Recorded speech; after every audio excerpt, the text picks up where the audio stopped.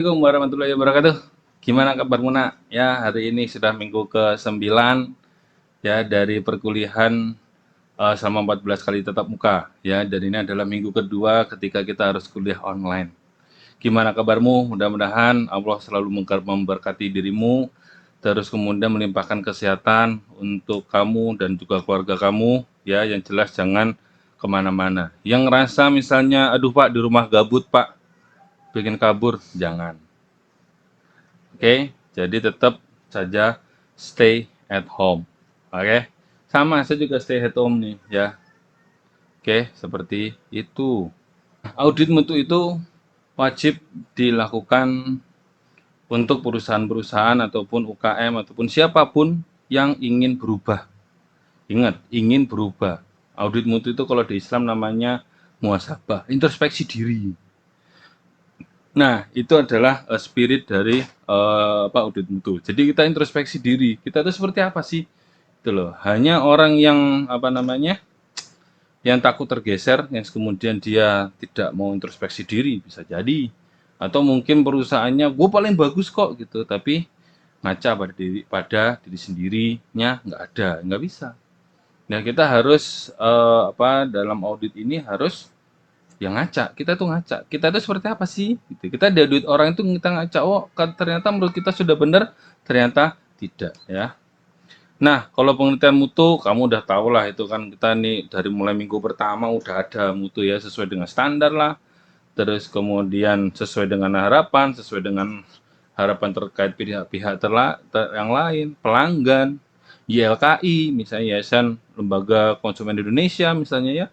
Terus kemudian sesuai yang dijanjikan, kamu menjanjikan sesuatu, Pak ini enak Pak, ini es krimnya enak, ternyata enggak.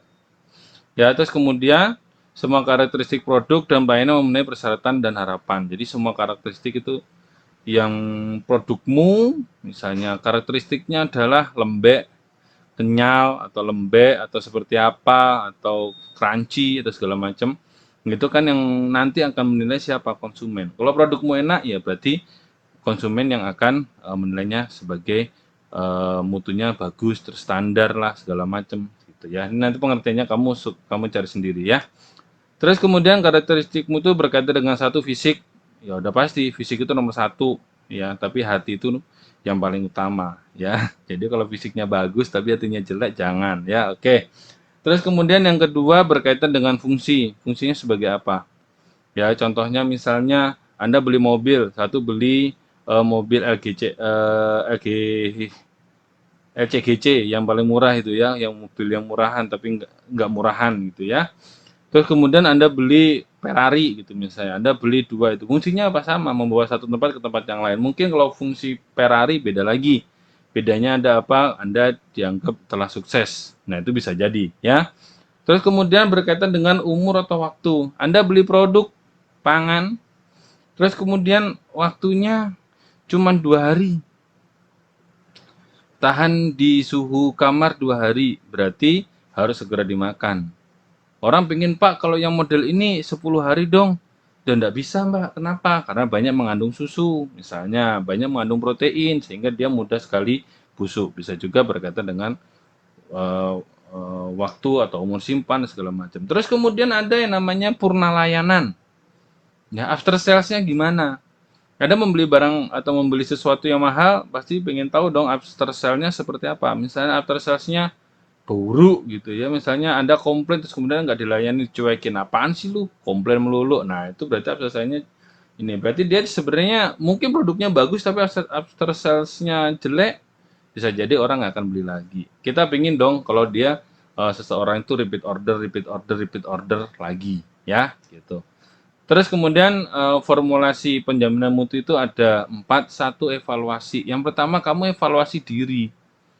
Misalnya kayak saya, oh iya saya ganteng.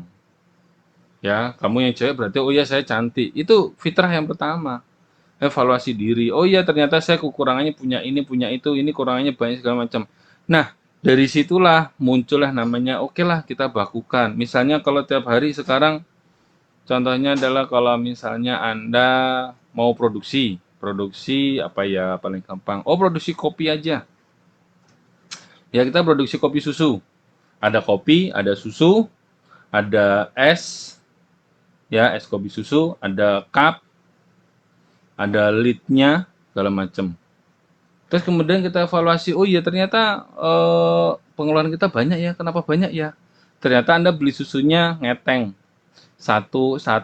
Kadang harganya 18.000, kadang harganya 12.000, kadang 13.000, 14.000, kadang 25.000.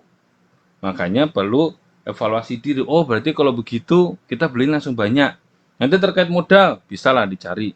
Ya modal itu jangan jadi alasan. Ya jadi oh iya kita beli sekian aja, kita cupnya beli sekian, jadi sekali jalan itu udah semuanya masuk ke situ sehingga ongkos transportasinya, fluktuasi harga itu bisa terselesaikan. Jadi kita tahu oh kelemahan kita begini begini begini. Oke. Terus kemudian kita bakukan, kita bikin pedomannya. Oke, kalau mau beli susu ya karena harganya fluktuatif ya belinya di hari Jumat, Sabtu, Minggu di supermarket itu biasanya dapat harga 12.900, otomatis masih ada margin 5.000 misalnya.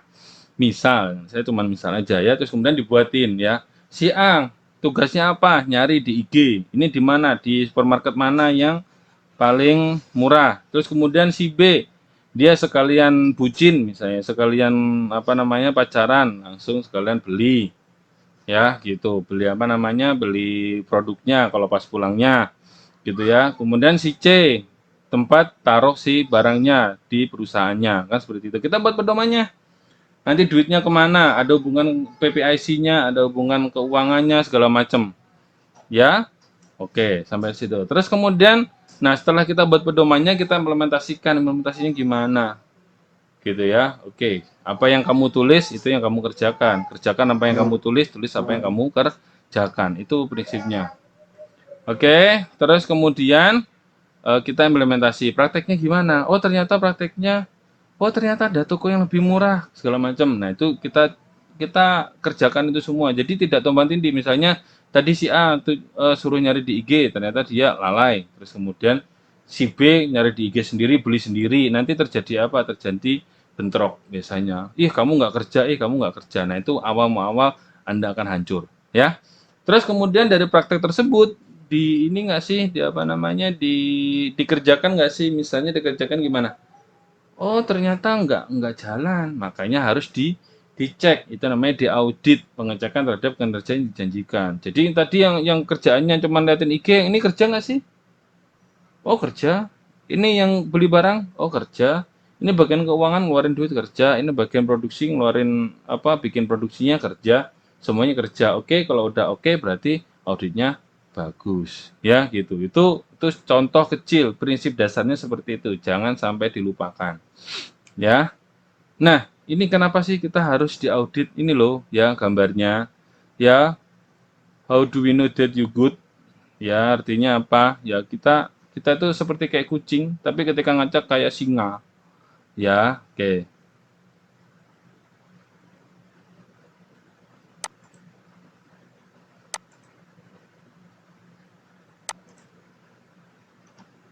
Oke. Nah, eh ini yang kadang-kadang orang nggak tahu. Ya, dia di luar berasa seperti singa, tapi ternyata sebenarnya dia kucing ya. Gebuk sekali aja nangis mewek, bikin cap materai ya di kepolisian ya. Nah, how do you know that you are good? Nah, kita nggak tahu. Kita harus ngaca. Kita harus sering-sering ngaca lah gitu. Misalnya saya, oh iya, saya ganteng sih, tapi cuman udah banyak ubannya di sini. Itu ngaca ya. Sehingga kita nanti setelah kita evaluasi diri, kita audit orang, oh iya bener sih Pak Jai memang begitu, ternyata banyak ubannya di janggutnya, misalnya seperti itu ya. Jadi penilaian orang itu tidak salah. Jadi orang lain yang menilai kita, bukan kita sendiri menilai. Kalau kita sendiri ya kayak kucing ini, kucing merasa menilai diri sendiri seperti singa. Ya, kalau orang Jawa bilangnya siapa lagi yang akan garamin laut gitu. Ya, artinya apa? Laut itu udah asin. Ya, siapa lagi yang akan mempromosikan diri sendiri misalnya kan gitu ya. Terus kemudian tipe audit ada 3, audit internal, ya kita sendiri yang mengaudit, ada audit eksternal, orang lain yang mengaudit, atau ada audit eksternal independen. Nah artinya ke ini apa? Misalnya kantor audit, kantor akuntan publik, ya itu independen, ya. Atau kalau audit eksternal biasanya dari buyer gitu ya. Kalau audit internal dari kita, eksternal itu dari buyer, eksternal secara independen misalnya YLKI itu bisa sebagai audit eksternal independen ya. Sasarannya satu, kalau kepatuhan, investigasi, kinerja dan mutu itu macam-macam. Ya, sasaran audit satu kepatuhan, berarti dia harus taat aturan. Ini negara biasanya. Negara ini audit kepatuhan. Misalnya Anda nggak boleh menambahkan bahan berbahaya. Anda harus taat aturan. Nanti audit kepatuhan dilakukan oleh Badan POM misalnya. Ya, terus kemudian diinvestigasi. Investigasi ini rada tinggi nih. Ini kayaknya pabrikmu itu curang kayaknya nih. Ya, tadinya bilangnya misalnya tidak menggunakan BTP yang berbahaya, ternyata kok pakai BTP ya? Gitu ya. Nah, ini ada investigasi, ada kecurigaan sehingga dilakukan penyidikan. Jadi disidik ya, nanti ada ya macam-macam lah gitu ya. Terus kemudian ada kinerja untuk mencapai tujuan ya. Jadi audit kinerja. Ini bulan ini sudah masukin mau awal Ramadan. Produksi kita seperti apa? Ya, gitu. Jadi saya ceritakan kalau misalnya di pabrik itu sekarang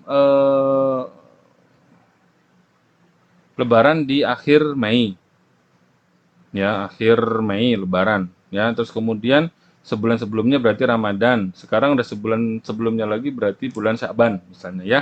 Artinya bulan Syaban ini stok udah harus banyak ini. Kita cek kinerjanya udah di push belum nih? Kita menyiapkan apa? Semua produk kita nanti ada di supermarket, ada di retail itu pada saat Ramadan. Sehingga pada saat orang-orang beli parcel segala macam itu nanti pada saat Lebaran nanti produk kita udah ada di rumah. Nah itu harus dicek. Nah ini kinerja kita gimana nih pada sebulan apa 2 bulan sebelum Lebaran. Nah, segini ya segala macam. Terus kemudian ada audit mutu. Nah ini bisa terkait dengan ISO akreditasi, terus dengan pernyataan mutu segala macam. Nah yang ketiga ya, yang audit mutu ini biasanya dikerjakan ya 1 tahun sekali bisa jadi atau mungkin setahun 2 kali segala macam ya. Nah, ada yang jelek adalah jadi ketika kita penyidikan, ya kita dalam tahap penyidikan, disidik sama Badan POM misalnya, berarti apa namanya audit internal kita tidak jalan, ya seperti itu. Ya, jadi kita early warning sistemnya nggak jalan, artinya apa? Pada saat audit internal bisa jadi datanya dibaik-baikin misalnya ya datanya dibaik-baikin gitu ya terus kemudian anggap aja nggak ada lah kita temuannya dikit aja gitu ya ya bisa jadi tapi hati-hati semua boleh kita temukan tetapi bisa jadi jangan diekspos kan kita bisa seperti itu ya seperti itu terus kemudian ada audit mutu adalah suatu penilaian yang sistematis bebas untuk mengetahui apakah persyaratan telah terpenuhi ya oke segala macam. Terus kemudian hasil audit mutunya untuk nilai cek kita udah efektif atau belum sih dalam melaksanakannya ya nanti ada tahapannya selanjutnya lagi. Nah ingat audit itu adalah mencari bukti ya mencari bukti bukan atas prasangka pribadi nggak boleh. Jadi misalnya kamu mau audit orang karena kamu benci sama orang itu kamu salah-salahin nggak boleh itu berarti tidak ada kejujuran ya. Satu untuk implementasi kedua aplikasi sistem dan untuk yang ketiga adalah seluruh proses yang telah dikendalikan dengan efektif atau tidak. Misalnya di pabrikmu udah diimplementasikan selama 3 bulan. 3 bulan ini sesuai nggak sih dengan sistem yang dikendaki oleh kalian semuanya. Ingat dalam suatu perusahaan itu kalau nyusun mutu tidak hanya pinginnya dari yang punya saja, tetapi semua dari dari bawahan itu juga harus ada kontribusinya ya gitu. Oke, terus kemudian mengapa dilakukan audit? Satu, meningkatkan sistem sendiri. Anda ingin berkembang, udah otomatis Anda harus mengaudit. Misalnya, Anda paling gampang, ya Allah sekarang IP gue 3,9, gue pengen 4 gitu ya. Berarti gue harus apa? Harus lebih rajin belajar lagi, lebih tekun lagi. Nah, itu kan audit, ya, meningkatkan sistem. Ya, gitu. Kalau di perusahaan, sekarang kita produksinya baru 5 ton per hari nih. Kita bisa nggak ya sampai 7 ton sehari? Kita cek semuanya apakah harus nambah? Oh enggak, oh ternyata masih bisa nih. Gitu ya. Di ini kita efisiensikan di sini, kita efisiensikan di sini ya. Kita tambah jam kerja karyawan itu bisa ya. Terus kemudian alasan audit adalah memilih pemasok baru. Ya. Kita punya pemasok, udah pasti dong pemasoknya. Oh di toko A ini bagus, gitu ya. Tapi ternyata di toko B itu dia lebih bagus lagi dan harganya lebih murah. Kita makanya ngaudit. Ya, jadi kalau kita perusahaan kecil terus kemudian ngaudit perusahaan besar, Itu nanti diketawain. Kenapa? Karena biasanya volumenya masih sedikit. Kalau volumenya besar, udah pasti dia oke-oke aja. Ya. Oke, jadi kita cek pemasok yang baru, apakah nanti memenuhi syarat atau enggak. Terus kemudian menjamin pemasok tetap dapat memenuhi syarat. Jadi kita kalau punya pabrik bisa, kita volumenya sudah besar, terus kemudian kita ngaudit ke pemasok kita. Misalnya dari waralaba KFC gitu, KFC ya, KFC. Ya, terus kemudian dia mengaudit slaughtering ya atau pemotongan hewan, RPA, rumah potong ayam gitu ya, bisa. Ya, sehingga apa? Dia memastikan bahwa oh ini disembelih dengan halal, ya, terus kemudian dia bersih, bebas flu burung misalnya ya, segala macam itu bisa. Terus kemudian bisa juga meningkatkan kinerja pemasok. Terus kemudian kalau kita temukan, Pak ini kayaknya kurang bersih Pak, ya ini harus ditambah. Misalnya ini tambahkan klorin, klorinnya 100 ppm, ternyata kebanyakan. Ya, terus kemudian dikurangi jadi 50 ppm. Bisa ya.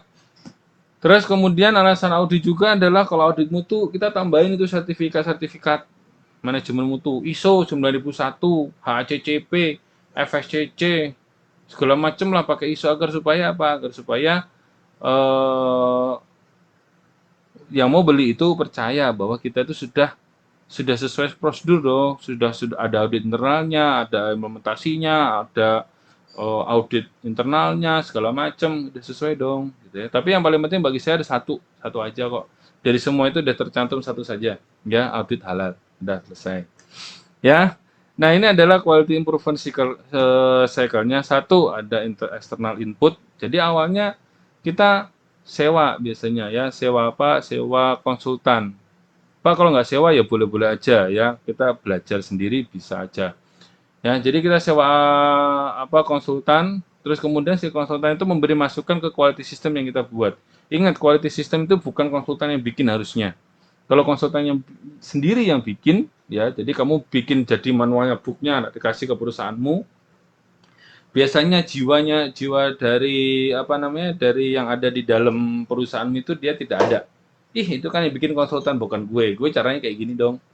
Nah, yang bagusnya adalah Anda bikin sendiri dengan bantuan konsultan. Konsultan mendampingin, oh, ini seperti ini. Sehingga apa? Dari pekerjamu, dari manajermu itu dia tahu, Mas sebenarnya kalau di kita seperti ini loh. Nah, nanti konsultannya harusnya menjawab bahwa, oh boleh Pak seperti ini, apakah sesuai spesifikasi tetapin pemerintah? Enggak. Oh enggak. Ya berarti Bapak harus menyesuaikan. Oh iya benar Bapak yang katakan. Nah kesadaran itulah yang paling penting dalam hal memelihara suatu quality system. Ya, tanpa itu nggak bisa. Jadi, saya dulu pernah membangun suatu ISO 17025, sistem ISO 17025, itu pimpinan saya, kepala lab saya, biarin aja. Anak-anak suruh kerja sendiri. Ya, nggak mau. Padahal ada dokumennya satu tebel, tinggal kasihkan, tinggal terapin ada. Tapi dia nggak mau. Ya, jadi ada quality system, terus kemudian nanti ada implementasi. Ya, setelah Anda punya quality systemnya, ada implementasi. Biasanya 3 bulan. 3 bulan, terus kemudian dicek efektivitasnya. Ada namanya internal audit. Nah, kalau internal audit udah oke, ternyata ada yang perbaiki, harus diganti sedikit banyak diganti, ganti saat itu setelah ada internal audit. Terus kemudian bisa jadi langsung manajemen review, artinya apa? Si top manajemen akan mereview, oh ternyata si A, si B, si C, oh ternyata proses ini kurang kurang efektif, kita beresin dulu. Setelah itu baru kemudian kita mengajukan ke sertifikasi-sertifikasi. Makanya ada external audit, ada orang dari luar menilai wajah kita. Ya, menilai wajah kita, menilai perusahaan kita bagus apa enggak sih? Gitu ya. Biasanya bisa dari pemerintah, bisa dari Badan POM atau segala macam, atau mungkin Anda ingin mengajukan FSCC, FSSC, atau mungkin misalnya anti anti fraud system. Nah, macam-macam ya. Sistem-sistem itu dibuat untuk apa? Untuk memastikan bahwa pasokan rantai pangan yang ada di perusahaan itu aman. Ya, nanti kita bisa tahu wajah kita seperti apa sehingga external audit nanti ada ditemukan, kita perbaiki. Ya, nanti ada masuk ke minor, mayor, segala macam. Nanti itu kita perbaiki. Ya, seperti itu. Nah, terus kemudian apa sih yang ada di audit? Ya, apa sih yang ada di audit itu? Kita jelaskan dulu jadi jenis auditnya. Berdasarkan metode ada audit sistem, ya, menentukan kesesuaian sistem, efektivitas, dan verifikasi ketidaksesuaian. Jadi dalam audit itu kita tidak mencari kesalahan, tetapi hanya mencari ketidaksesuaian. Jadi apa yang kamu tulis itu adalah yang kamu kerjakan. Ya, jangan sampai kamu nulis A yang dikerjakan B, itu nggak boleh. Ya, itu nanti akan diverifikasi, ya, ketidaksesuaiannya. Ini, oh ternyata ini nggak sesuai loh Pak, kamu harusnya nimbang 2 gram kok cuma segram. Ini karena begini, oh nggak bisa. Ya, kalau yang kamu tulis 2 gram, berarti kamu timbang minimal 2,00 gram.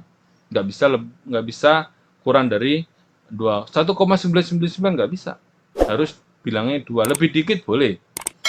Ya, oke. Terus kemudian berdasarkan metode yang diberikan, satu audit proses yang disebut sebagai compliance untuk menilai apakah seluruh proses bekerja dengan baik. Ya, tujuannya apa? Menilai karyawan bekerja sesuai prosedur atau enggak. Nah, sesuai instruksi kerja atau enggak. Misalnya Anda nanti kita bayangkan kita punya pabrik mie. Ya, saya suka ngomongin pabrik mie karena kenapa? Mie itu enak, mie instan tuh enak. Ya, jadi dari pertama pekerja ada yang bagian formulasi, masukin di sana.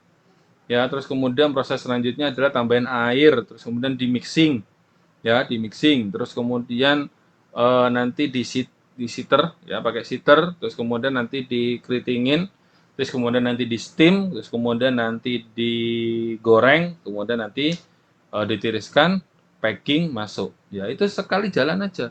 Itu mungkin nggak sampai 10 menit udah jadi itu semuanya. Ya, asal adonannya di sana udah dapat, ya. Nah, itu karyawan kerja sesuai prosedur itu enggak sih? Gitu ya. Misalnya ada karyawan bagian menata si mie-nya. Jadi mie itu sebelum di apa namanya digoreng, ya itu ditata dulu karena apa? Ketika keluar dari pembuatan keriting itu dilipat jadi dua, nanti jatuh, biasanya jatuhnya itu suka nggak pas. Nanti orangnya pakai pakai apa tongkat stainless gitu, dipasin nanti masuk ke apa namanya? Masuk ke steamer, terus dari steamer baru masukin ke penggorengan. Nah, itu sesuai nggak? Gitu ya. Atau mungkin kita cek suhunya, suhu steamernya nih pas nggak di 100, misalnya 110 derajat atau 120 derajat misalnya. Nah, itu ada yang bagian nanya. Cek. Nah, ngeceknya sesuai prosedur enggak? Ya. Terus kemudian apakah prosedur instruksi kerja cukup untuk menjamin pengendalian proses? Artinya apa? Orang yang bagian tadi, bagian ngepas-ngepasin itu sesuai nggak sih? Gitu ya. Terampil nggak sih orangnya? Ya kalau kayak gitu sih pasti terampil cuma ngeberes bener-benerin aja. Makanya kamu nanti sering-sering nonton YouTube aja. Kita kemungkinan kan nggak jalan untuk itu rada susah ya. Terus kemudian apakah proses efektif dan tujuannya tercapai ya? Proses yang dikerjakan tadi itu efektif nggak sih? Oh ternyata mie yang jatuh dari pelipatan dan pemotongan itu terlalu banyak. Berarti kita harus apa? Setting dulu. Setting dari si mesinnya sehingga nanti tidak terlalu banyak yang lepas gitu ya. Terus kemudian ada yang namanya audit produk ya. Jadi mutu produknya sudah sesuai belum? Ya, itu bisa dengan apa namanya audit eksternal juga bisa, independen bisa. Ya, atau misalnya Anda sebagai orang yang nanti mungkin mau PKL ditempatin bagian QC, terus kemudian Anda cek gitu ya. Terus kemudian yang remahnya berapa sih segala macam ketika dia nanti di packing itu masih remahnya berapa ya seperti itu. Nanti di pabrik segini yang pecahnya, nanti ketika distribusi segini pecahnya, ketika di apa namanya di showroom atau di showcase atau di toko itu berapa sih pecahnya kan gitu. Nah itu bisa diamati, nanti bisa jadi topik yang menarik untuk Anda PKL sehingga apa Anda itu tahu nanti ya bisa memberikan saran kepada perusahaan bahwa Pak ini ternyata pecahnya banyak loh Pak gitu ya. Jadi kalau orang tahu pecahnya banyak apa orang nggak akan ngerutu pas lagi buka mie instan mau masukin yuk kok udah pecah semuanya kecuali Anda yang suka langsung dimakan langsung ya beda ya itu diremetin dulu mie remes ya mie gemes ya gitu ya. Oke, audit produk ini mulai dari apa? Dari eh barang produk akhir, baik terhadap akhir proses maupun proses distribusinya, audit produk. Atau audit dari apa namanya? Dari penjual. Ya, bisa aja, ya. Oke. Terus kemudian berdasarkan lingkup auditnya ada satu audit pihak pertama, pihak kedua, dan ada pihak ketiga. Ya, kalau di IPB itu ada yang namanya kantor audit internal ada. Terus kemudian ada eh, untuk menentukan bahwa dia keuangannya bagus atau enggak itu ada bagian eksternalnya. Ya, nah kalau di sini satu internal berarti perusahaan sendiri. Nanti ada siapa aja ya? Ada auditinya. Audit itu adalah objek yang akan ditanyakan prosesnya, dicek prosesnya. Ada auditornya, orang yang menanyakan. Ada auditi, ada auditor. Ya, oke. Pihak kedua adalah atas nama pelanggan atau calon pemasok. Ya, jadi misalnya audit, mau ada audit dari mana? Dari PTA, dia mau produk beli kita atau dari distributor A. Ya, terus kemudian ada auditor pihak ketiga. Ya, ini pihak ketiga sengaja disewa oleh perusahaan untuk apa? Memastikan bahwa kita itu akuntabel misalnya, ya. Atau misalnya kita, oh kita labnya sudah ada 17.025, kita panggil, kita masukin ke KAN, nanti biar masuk ke KAN sehingga cek laboratorium kita seperti apa. Atau pakai ISO 9000, kita bisa pakai misalnya pakai Sukovindo ya atau apalah segala macam ya, itu bisa aja. Ya itu audit pihak ketiga. Terus kemudian dasar-dasar audit ini yang paling penting, satu independen ya, kamu tuh nggak boleh ada rasa prasangka terhadap orang, nggak boleh suka apa namanya suka benci orang, nggak boleh, orang yang suka membenci nggak boleh jadi auditor ya. Satu, dilakukan tanpa bias atau pengaruh. Jadi kalaupun yang berdasarkan fakta aja ya, jadi faktanya seperti apa yaitu yang kamu tulis ya. Terus kemudian yang kedua adalah direncanakan. Nggak bisa kamu ujuk-ujuk tiba-tiba ngaudit, nggak bisa. Harus direncanakan. Jadi ada bulan audit, ya misalnya buat bulan audit sini. Atau mungkin nanti ada buyer dari luar pengen ngaudit, tanggalnya berapa? Oh tanggal 25 Pak. Oh oke siap. Jadi harus ada apa namanya harus ada perencanaan. Ya terus kemudian yang ngaudit juga harus kompeten. Ya nggak boleh nilai-nilainya nanti marah-marah, bentak-bentak nanyanya, yang jadi auditnya jadi takut, terus kemudian dia berbohong, itu nggak boleh. Santai aja ngalir, santai ya, dilatih ya, harus dilatih, terus kemudian kompeten, bebas dari pertentangan kepentingan. Artinya apa? Jadi auditor itu nggak gampang. Ya misalnya kamu lagi butuh gitu ya, lagi butuh duit gitu ya, misalnya nih. Terus kemudian kamu ngaudit ke suatu tempat atau ngaudit ke perusahaan gitu ya, terus kemudian pas lagi ngaudit terus kemudian kamu sedikit curcol, iya nih Pak lagi susah nih, cicilan mana banyak lagi ya, habis itu kamu diamplopin, nah itu ada pertentangan kepentingan, nggak boleh itu nggak boleh ya.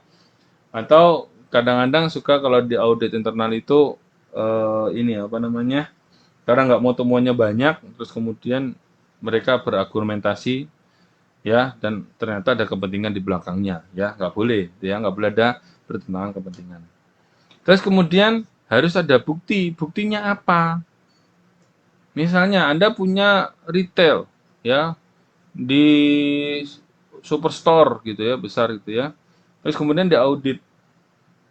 Ternyata ya namanya auditor itu kan nggak tahu ya, tiba-tiba dia ngambil aja. Loh, kadaluarsa. Misalnya barangnya kadaluarsa gitu ya. Wah, nah itu dicatat.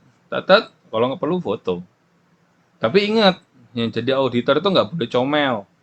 Nggak boleh ngomong, nggak boleh apa namanya kan udah disumpah ya, jadi nggak boleh membocorkan rahasia dari si klien yang nggak boleh, ya. Makanya ada yang namanya integritas. Ya, auditor bekerja dengan etika, tidak bias, melaporkan dengan jujur, adil, akurat, dan tidak ada kepentingan. Jadi kalau jadi auditor itu nggak usah curcol, santai, cool, gitu ya. Terus kemudian kalau dikasih uang ya jangan diterima, ya gitu aja. Ya, jadi artinya apa? Artinya eh perlu ini juga, perlu apa namanya, perlu komitmen diri ya, karena integritasnya susah. Ya, kamu udah beli mobil, keburu beli mobil, terus kemudian diaudit, apa mengaudit suatu orang, kamu curcol, dia ngasih lebih, itu harusnya nggak boleh. Karena apa? Dalam mengaudit pun juga ada satu, misalnya transportasi, akomodasi itu tidak ditanggung dalam sistem. Biasanya ngasih sendiri ya. Di situ perlulah kita untuk apa namanya, untuk menghindari hal yang seperti itu ya. Oke, ada bukti dan integritas dari kalian ya. Nah, tahapannya satu ada inisiasi, Ya, dilakukan oleh organisasi unit organisasi audit termasuk menentukan tujuan audit ya. Pasti ada bagian manajemen mutunya atau bagian manajer mutunya atau bagian QA mungkin ya. Bagian mutunya dan itu akan melakukan inisiasi. Artinya apa? Dia mengingatkan kepada atasannya, Pak, ini udah 10 bulan loh saatnya ada audit internal. Ya. Nah, internalnya apa? Ya macam-macam, mau nujuin auditnya untuk apa namanya, perbaikan proses, audit keuangan atau apa, itu bisa dipecah-pecah.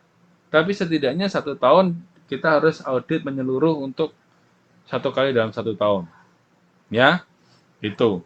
Ya, jadi ini bagian mutu akan melakukan apa namanya audit diinisiasi dari mereka. Ketika sudah ada, oh oke, pimpinannya udah oke, terus kemudian pimpinan bikin surat, tanda tangan oleh pimpinan, oke, baru kemudian si tim ini bekerja. Ya, kalau ngaudit itu begitu, ya. Merencanakan ya oleh tim audit, eh, menilai dokumentasinya, menyusun rencana audit, menentukan contoh audit, ya. Terus kemudian membuat checklist. Checklist itu tidak wajib, tetapi Anda akan nggak kemana-mana ngauditnya, gitu. Jadi Anda akan fokus pada yang Anda akan tanyakan. Misalnya ngaudit keuangan, nih, jangan nanya proses segala macam, nggak tahu di orang keuangan. Makanya perlu namanya checklist. Ya, jadi ini semua direncanakan, disiapin matang oleh si tim audit.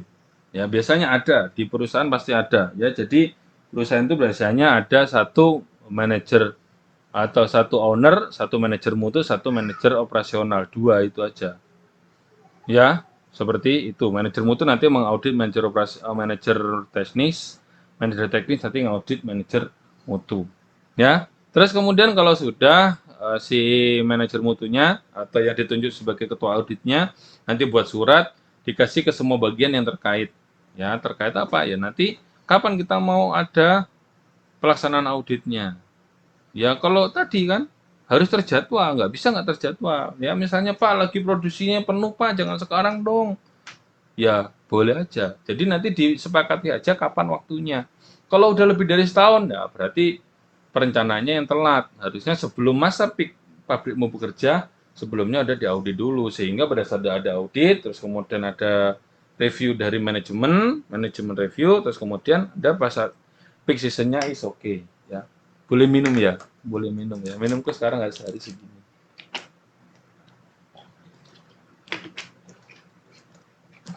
Kalau pakai tumbler susah.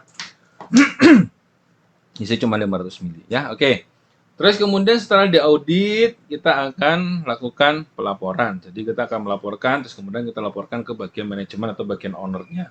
Ya, kita tindak lanjuti bersama-sama. Oke, terus kemudian pelaksanaan audit itu gimana sih Pak? Pelaksanaan audit. Ya, pertama kan sudah, ya, yang ini poin ketiga kita jabarin.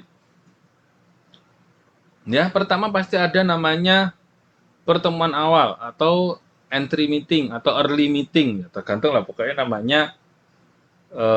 Bolehlah kita pakai early, nah, boleh. Early meeting boleh, ya.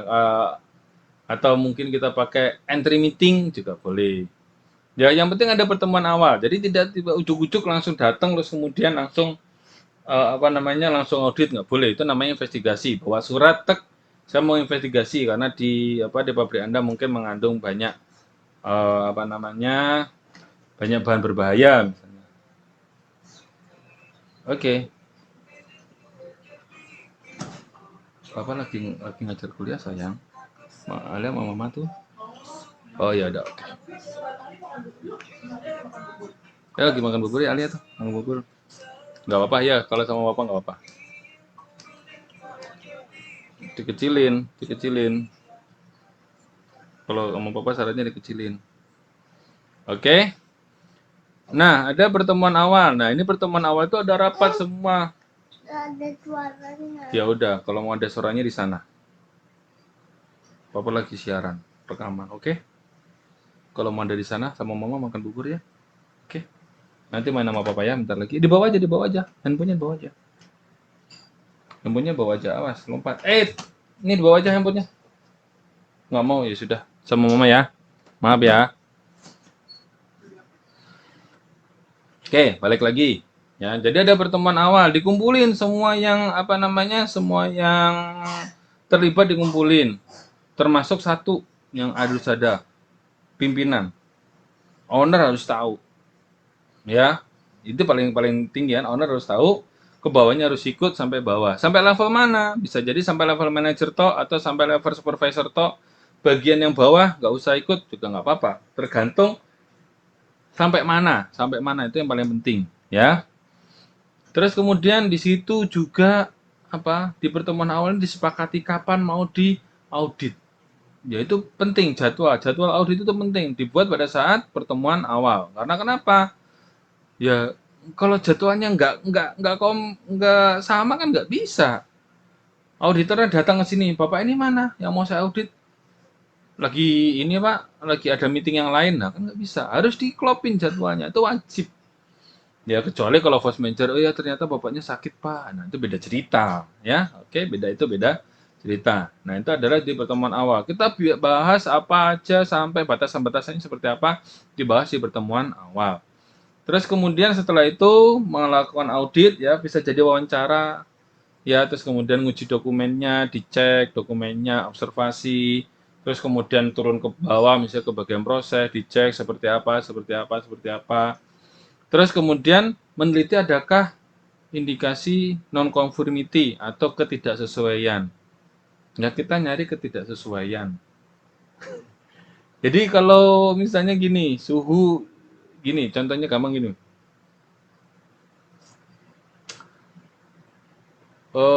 Suhu dari retort, ya suhu dari retort rekomendasinya adalah 121 30 detik.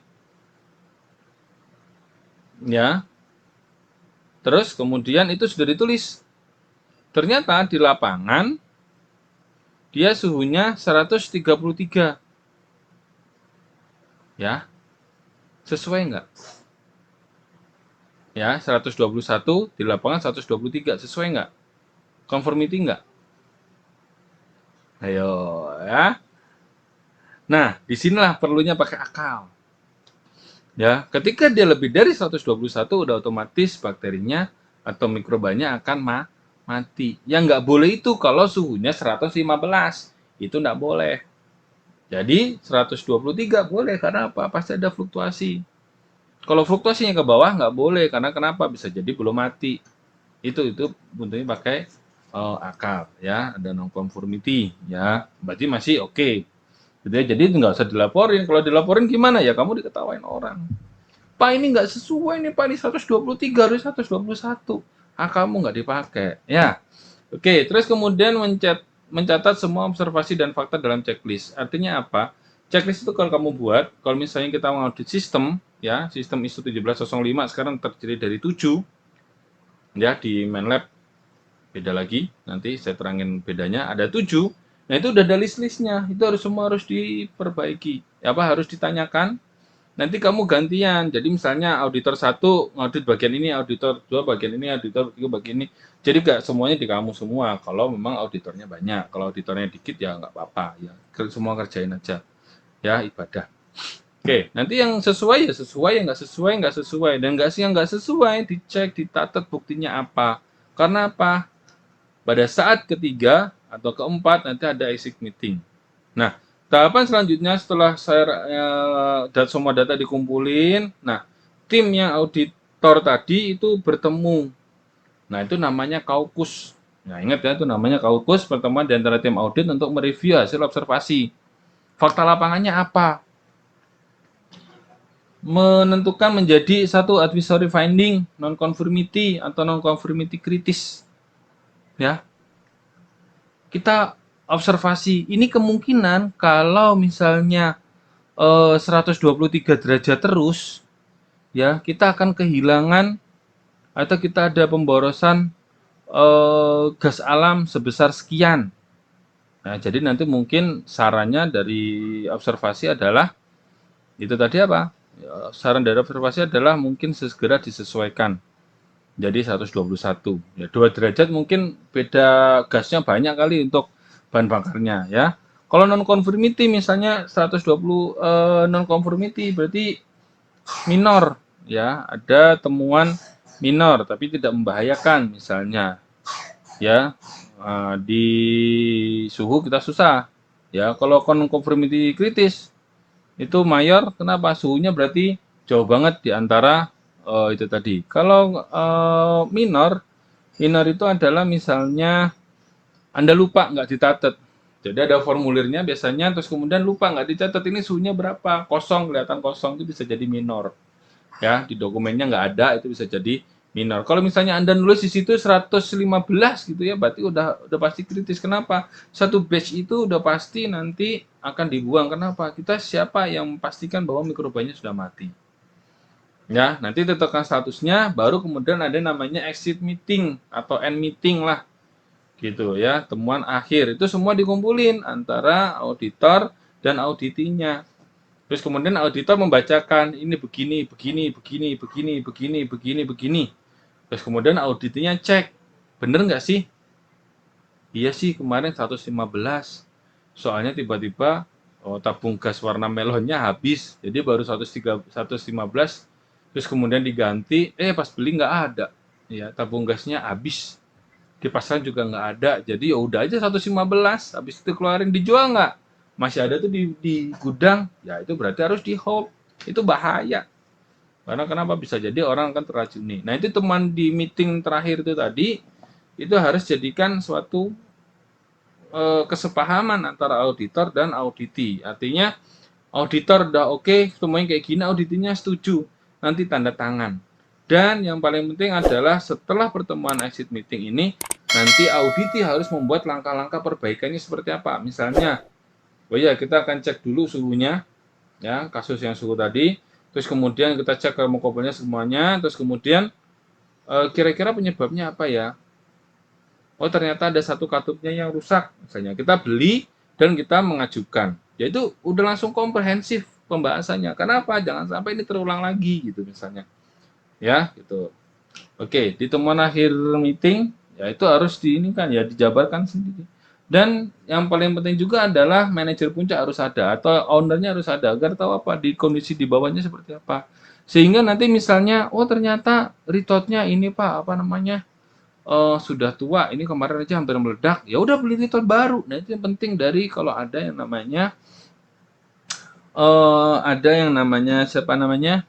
eh Manajer puncak atau owner. Jadi keputusan yang strategis bisa segera dikerjakan, ya seperti itu.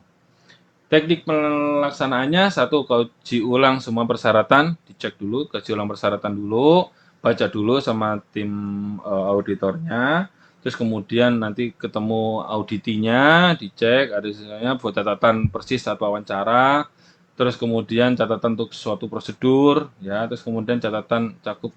Bahkan cara mengaudit pun itu harusnya ada di instruksi kerja, ya, ada di bagian mutu, itu ada semuanya. Ya, kerjakan checklist berurutan atau mungkin lebih lebih dalam, terus kemudian Anda flow aja. Kadang-kadang mungkin kalau yang udah senior gitu ya, udah jam terbang auditnya tinggi itu dia nggak bawa apa-apa. Dia santai jalan masuk dalam pabrik, oh begini begini dilihat sama dia, paling dia bawa ini doang, bawa apa namanya, bawa handphone, catatan gitu ya, karena dia internal. Kalau eksternal biasanya ada pembatasan, nggak boleh bawa handphone, nggak boleh bawa ini, tapi boleh dibawa barangnya. Biasanya ya kita harus pastikan aja gitu, dan cara bertanya juga harus jelas, dan bukti itu harus yang jadi ini.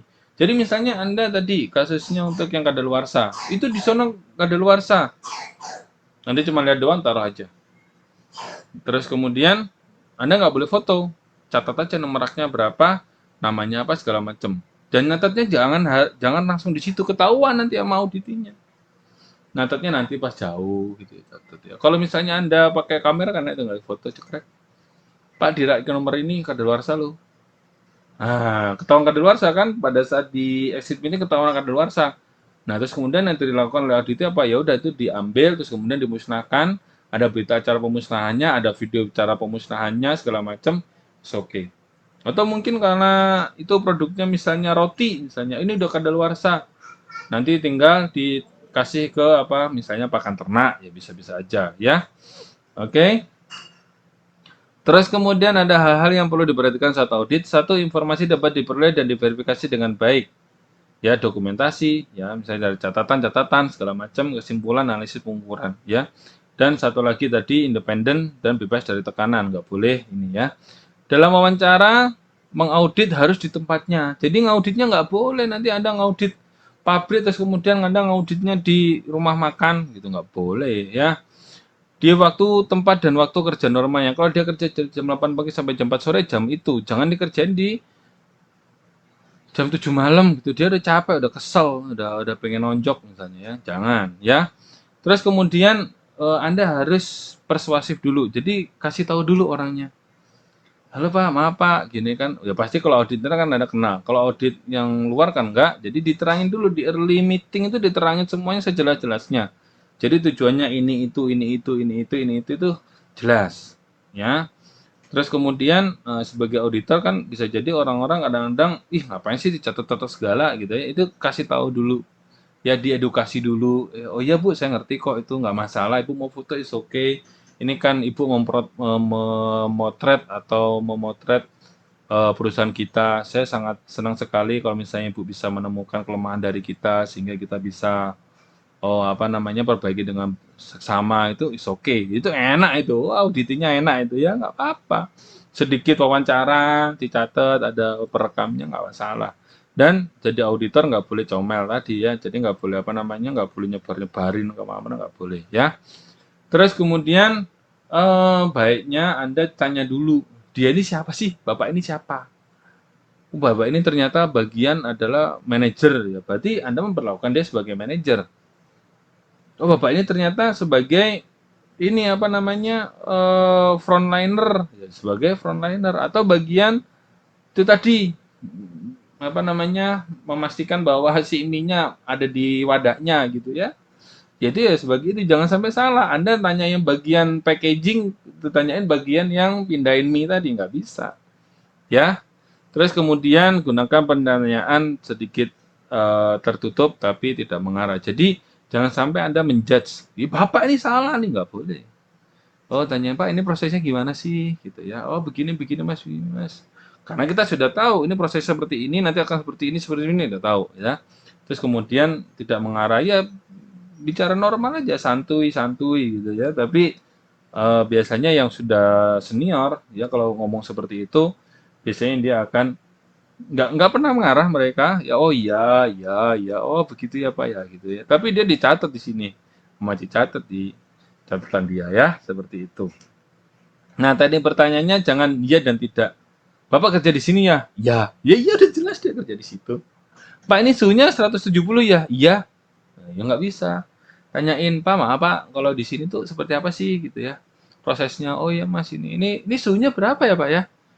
Ini suhunya sekarang 165 Mas. Kita tunggu dulu nanti kalau 170 baru kemudian kita bisa running alatnya. Oh begitu Pak. Oh ya ya oke oke oke oke. Padahal kita sudah tahu suhunya adalah 170. Dari jawaban dia kita tahu bahwa Bapak ini menguasai dan Bapak ini dicek. Tungguin gitu sampai muter-muter lagi, muter lagi, muter lagi. Oh udah 170 udah running tuh. Nah itu nggak usah diomongin ya. Oke, misalnya pakai open question tunjukkan kepada saya, harap terangkan segala macamnya itu ini. Mungkin kalau audit internal kan kita sudah banyak kenal ya. Jadi kita bisa lebih lebih inilah, lebih santuy lah. Lebih santuy itu ketika kita santuy itu kita bisa menggali lebih dari sebelumnya kalau kita kaku. Kalau kita kaku nggak bisa gali lah. Sama-sama apa namanya kerasnya nggak bisa. Jadi misalnya gini, wah ini orang dikasih, kamu punya teman, terus nilainya dia keras sekali, jangan. Udah, mending kamu diam aja. Keselmu pendem aja. Cari dia temennya siapa. Oh ini orang bisa bisa apa namanya bisa dengerin. Ya, masuk ke dia, masuk ke sana seperti itu. Jadi santai aja ya, jadi santai. Makanya kalau kita santai itu kadang-kadang yang terekspor tuh lebih banyak gitu ya. Ya, seperti itulah. Kamu punya teman pasti seperti itu. Terus kemudian kemampuan mengaudit. Nah, ini auditor. Auditor itu harus punya kemampuan satu, pendengar yang baik. Ya, kalau kamu nggak bisa dengerin orang lain ngomong, nggak usah jadi auditor. Nggak bisa. Ya, kalaupun dipaksain nanti kamu adanya adalah nanti ngegas mulu. Ya, ngegas tapi terus kemudian kalau ada atasannya kamu ciut, itu nggak baik. Ya, nggak bisa. Ya, jadi kalau misalnya ini Anda jadi pendengar yang baik, santai, oh dengerin, oh oke. Tapi ingat, ya kita mengamati, ya dicatat juga, tetapi jangan sampai keluar dari topik. Ya, seperti itu. Jadi saya pernah juga bukan mengaudit ya, jadi saya supervisi ke suatu perusahaan besar gitu ya. Saya nanyain anak-anak, itu ternyata ibunya curcol sama anaknya ya, bisa-bisanya aja saya begitu ya. Anaknya mau masuk apa namanya? Mau masuk sekolah perguruan tinggi gitu. Oh, anak saya begini-begini. Oh iya, oke aja. Ya, terus kemudian pertanyaan sistematis mulai dari awal proses sampai akhir proses misalnya ya. Terus kemudian good komunikator ya, jangan kamu nggak bisa ngomong atau diem aja, nggak bisa jadi auditor diem ya, harus sedikit banyak ngomong ya. Terus kemudian adil ya, ya kalau memang adil ya, kalau ada ya ada, kalau enggak. Terus yang penting juga berpengetahuan, jangan nggak punya pengetahuan terus kemudian Anda jadi auditor, ya nggak boleh ya. Anda nggak ngerti tentang tanah, Anda mengaudit bagian tanah, ya nggak bisa. Sabar gitu ya, sabar. Oh iya, oke, set. Nah, itu tanyanya sabar. Artinya apa? Kita bertanya terus kemudian orang itu menjelaskan, tapi ini kok muter-muter ya. Nah, terus kemudian sabar. Nah, ketika dia udah mulai ngomong banyak, nah otomatis itu ketahuan dia. Ya, seperti itu. Terus kemudian gigih. Kalau bertanya, oh ini maksudnya nggak nyampe nih. Jadi kita masih punya garis lurus ke sini. Oh, orang ini jawabnya ke bawah nih. Nanti lurusin lagi, sana lagi, lurusin lagi, lurusin lagi. Nah, seperti itu gigih. Independen, pandai bicara, sopan, friendly ya, friendly. Kayak saya kan friendly nih ya. Jadi Anda ketemu saya, oh Pak Jaim seperti ini. Brand posisinya saya seperti itu. Mungkin sedikit childish yo, gitu ya. Ya, itu yang tampak di luar ya, tampak di dalamnya beda ya. Penilaian yang baik, logis gitu ya, perencanaan yang baik gitu ya, tepat waktu ya. Jadi ada waktunya. Jangan berhari-hari Anda di situ aja, lamaan nanti ya, nggak selesai-selesai ya. Oke, terus kemudian taktis dan diplomatis. Kadang bertanya kita taktis, tak tak tak tak tak tak, diplomatis gitu ya, tidak menjudge gitu ya. Jadi mungkin saja perawakan orang-orang yang baby face gitu ya, atau perawakan orang-orang yang nggak berdosa gitu ya, kelihatannya pelongo-pelongo padahal dia sadis misalnya ya. Itu bisa jadi ya, karena yang tampak di permukaan belum tentu sama dengan yang ada di dalam ya. Oke, taktis diplomatis, percaya diri ya, tegas, waspada dan siap ya. Oke, terus kemudian tanggung jawab dan perannya tim audit yang ikuti persyaratan standar yang ada, verifikasi, ditentukan dan implementasi dalam lingkup audit, mencatat semua hasil observasi segala macam, ini udah ada dibahas tadi ya. Oke, terus kemudian auditinya memberikan akses. Jadi audit itu jangan ditutup-tutupin. Ketika audit internal jangan ditutup-tutupin, buka semuanya sehingga nanti semua tahu, sehingga apa ya, paling kamu dimarahin doang, konsekuensinya gitu. Seperti itu ya. Jadi fasilitas, arsip, dokumentasi itu semuanya harus terbuka. Ya, kalau audit eksternal bisa jadi Anda sedikit menutup agar supaya tidak terlalu banyak temuannya ya. Terus kemudian memberikan sumber daya yang diperlukan. Misalnya contoh kecil aja, auditornya butuh printer, terus kemudian karena kamu kesel, ih nggak tak kasih printer, nggak bisa ya, kasih aja sih printer kan. Ingat tadi kita di audit itu adalah orang lain menilai diri kita seperti apa ya. Oke, terus kemudian menunjuk pegawai yang sesuai untuk melayani audit ya. Jadi oh iya Pak, nanti kalau proses ke bapak ini yang lebih paham ya. Jadi nanti bapak ini akan menemani kamu berkeliling seputar pabrikmu. Jadi jangan dibiarin, terserah bapak aja, terserah sana mau ngomong siapa, kita pabriknya Bonafit kok ya, nggak gitu juga, tetap harus ada ya. Karena apa, bahasa yang dari manajemen belum tentu sama dengan bahasa yang ada di inline ya, seperti itu. Oke, terus kemudian review temuan audit dan melakukan step dengan koreksi. Yaitu tadi saya bilang, kalau ada temuan audit kita udah sepakat, tanda tangan, tindakan perbaikannya seperti apa, terus kemudian nanti diverifikasi oleh si auditor. Oh, itu ternyata udah dikerjain, ya, seperti itu. Nah, ini pada saat melaporkan, ya, ketua tim audit mengumpulkan semua temuan, terus kemudian capai kesimpulan, terus kemudian tim audit mampu beri contoh praktek yang baik dan organisasi yang ditiru, terus kemudian jika meragukan tambah bukti tinggalkan. Jadi kalau ada misalnya ini tadi kayaknya buktinya nggak kuat, tinggalin aja. Tuh, oke. Semua harus disetujui, baik audit oleh auditor. Kalau nggak ada titik temu, ya harus dituntasin dari itu juga. Ada satu yang ngalah. Iyalah, kalau ada terlalu alot banget itu, misalnya pabriknya bagus, nggak ada temuan, tapi tim auditornya pengen ada temuan, diada-adain nggak bisa. Ya kalau mau nggak ada temuan, nggak ada temuan aja selesai. Ya, gitu ya. Nah, setelah itu semua, baru kemudian itu diserahkan ke bagian manajemen review. Artinya bagian manajemen, manajer puncak, owner, segala macam itu mendiskusikan di situ ya. Dan yang paling penting juga adalah tindak lanjutnya seperti apa setelah audit. Audit setiap bulan audit tapi nggak ada tindak lanjutnya, nggak seru juga ya. Oke, sehingga dari hasil audit nanti manajemen review, di review, oh ya udah oke, beli alat baru. Ya untuk meningkatkan apa? Improvement. Pentingnya adalah suatu sistem adalah kita continual improvement. Saya dulu pas pertama apa namanya diaudit oleh KAN ISO 17025, ya asesor dari KAN. Oh nggak ada alat washernya nggak apa-apa. Begitu kedua, ketiga harus ada alat washernya nih Bu, ini nggak bagus gini. Oke kita naikin sehingga apa kapasitas dari apa lab kita tuh semakin lama meningkat sehingga apa orang semakin percaya ke kita. Ini adalah prosesnya, proses audit, ada seleksi auditan segala macam, ada planning, fieldwork, reporting, ada follow up. Ini semuanya ada di sini semuanya ya. Nih ada risk assessment segala macam ya. Terus ini indikatornya adalah excellent ya, follow up, corrective action, implementasi rekomendasi dan repeat order. Otomatis kalau misalnya Anda punya komplain seperti kemarin kasus ya, saya kasih tahu kasus es krim misalnya, es krim itu isinya cuma ini itu doang, pantas harganya murah, ya kita follow up, ya harga 2.000 mau dapat yang enak seperti apa sih, gitu ya, sehingga apa kita follow up, rekomendasi, ya terus kemudian orang sehingga bisa repeat order lagi ya segala macam. Nah terima kasih, dan ada satu pesan dari saya. Survival is the most basic instinct. Jadi kalau Anda ingin bertahan, itu adalah basic instingmu itu bertahan. Jadi sebagai contoh kalau kita punya Padang Afrika, suka nonton National Geographic enggak?